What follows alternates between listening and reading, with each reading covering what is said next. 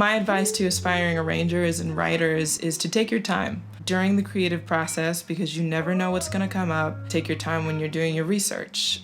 Take your time listening to the music that you have to arrange. Take your time learning the voices that you have to arrange for. If you have the time, take it. Take your time understanding how to write the music. Voice leading is both a theory thing and it's also an ear thing.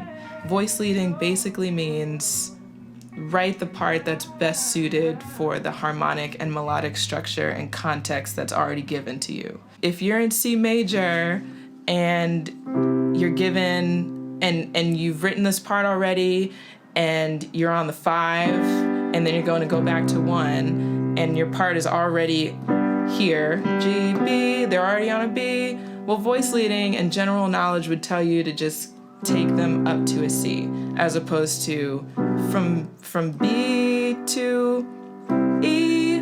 That doesn't really make sense and it's not easy to sing. You don't have to be a virtuoso, you don't have to be Chopin or Mozart, but you do have to understand music and you have to understand how it works. Try not to have a big ego or take yourself too seriously, because there's always going to be someone better than you, which is why you should always be working towards being the best that you can be. Music is a learning process until the very end. Life is a learning process until the very end.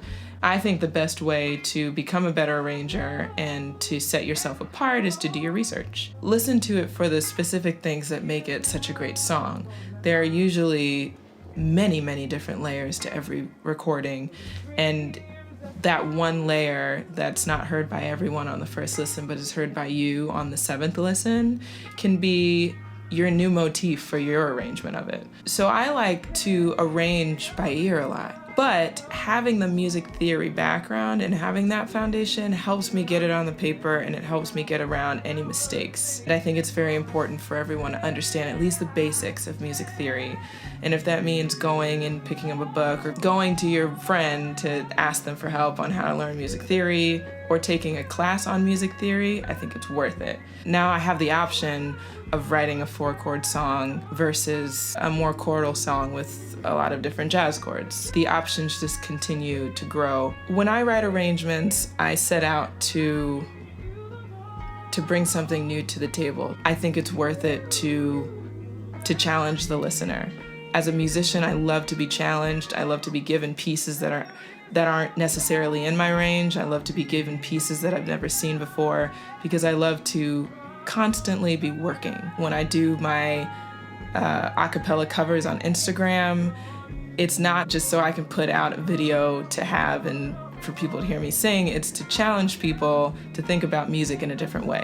My other advice is really just don't give up. If you really do have the passion for this and you really are great at it, there's absolutely no reason why someone's negative comment should sway you the other way. You owe it to yourself and you owe it to everyone else who believes in you not to give up. If you decide to let go of music for whatever reason, then that's your decision, but not because you gave up. Never let that be a reason for you to stop doing what you were made to do. My advice for singers is to be the best that you can be. Continue learning, pick up an instrument. You don't have to know how to play all of them. Then you've got that. Understand music theory so that when people tell you to stay on the 5, you don't go down to the 3 because you're already on the 5 and you know what that is, so you stay on the 5.